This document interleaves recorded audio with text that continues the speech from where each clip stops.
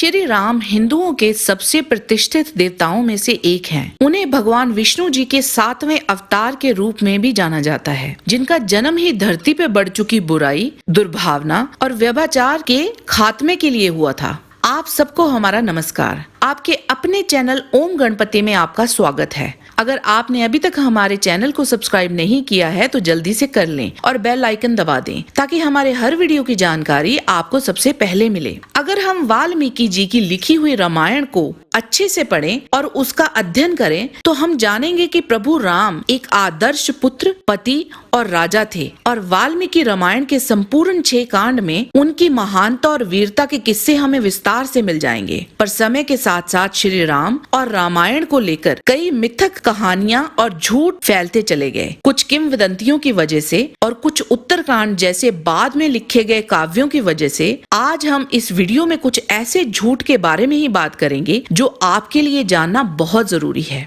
Number 1, सबसे लोकप्रिय गलत धारणा ये है कि भगवान राम ने लक्ष्मण जी को रावण से मृत्यु के समय कुछ ज्ञान प्राप्त करने के लिए कहा था। यह बात मिथ्या है और इसका वर्णन वाल्मीकि रामायण के 6 कांड में कहीं भी नहीं है। रावण घमंडी, पापी और बलात्कारी था। सरल शब्दों में कहें तो he was pure evil. Number 2, Shri Ram ने रावण का वध ब्रह्मा जी द्वारा दिए गए एक विशेष अस्त्र से किया था, जिसने रावण की छाती को भेद दिया था और वहीं उसकी मृत्यु हो गई थी। उसकी नाभि में कोई अमृत की थैली नहीं थी, बल्कि रामायण में कहीं भी इसका वर्णन नहीं है। यह भी कुछ टीवी सीरियल्स और कुछ लोगों द्वारा भ्रम फैलाने के लिए ही किया गया है। नंबर 3, ऐसा भ्रम फैलाया जाता है कि रावण ने कभी माता सीता को हाथ लगाने की कोशिश तक नहीं की। रावण एक दुराचारी था जिसने अपनी ही बहू नल कुबेर की पत्नी का बलात्कार किया था। इसके साथ ही उसने कई गंधर्वों और नाग जाति की महिलाओं का भी बलात्कार किया था।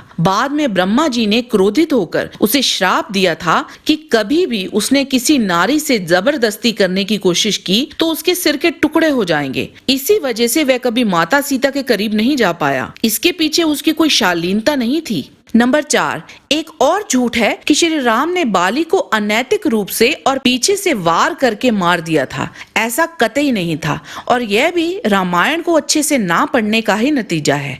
श्री राम ने बाली को सामने से और उसकी छाती पे वार करके मारा था। बाली एक वासनाग्रस्त व्यक्ति था। उसने अपने भाई की पत्नी के साथ दुर्व्यवहार किया था और वो उसे पाने की लालसा रखता था। श्री राम ने उसे धर्म याद कराते हुए उसको कहा कि सुग्रीव के जीवित रहते तुमने रूमा, जो तुम्हारी बहू के समान है, उस पे बुरी नजर रखी। इस पाप को अवगत कराते हुए उसका वध किया और इसका वर्णन वाल्मीकि रामायण किष्किंधा कांड सर्ग 18 में विस्तार से दिया गया है। नंबर 5, स्वरूपनखा को लेकर भी कुछ ऐसी कहानियां हैं कि श्री राम ने लक्ष्मण को उसके नाक काटने के लिए कहा था, जबकि वो तो बस एक अति खूबसूरत अबला नारी थी जो अपने प्यार का इजहार करने आई थी। नहीं, ऐसा बिल्कुल नहीं था। वह एक राक्षसी थी जिसने माता सीता पर हमला कर उन्हें घायल कर दिया था। इससे पहले कि श्री राम कुछ कहते, लक्ष्मण जी ने अपनी भाभी को बचाने के लिए उसके नाक और कान काट दिए थे। यह घटना का वर्णन वाल्मीकि रामायण के आरण्य कांड सर्ग 17 में विस्तार से है। शूर्पणखा एक भयानक सी दिखने वाली राक्षसी थी जिसके पति का वध रावण ने ही किया था।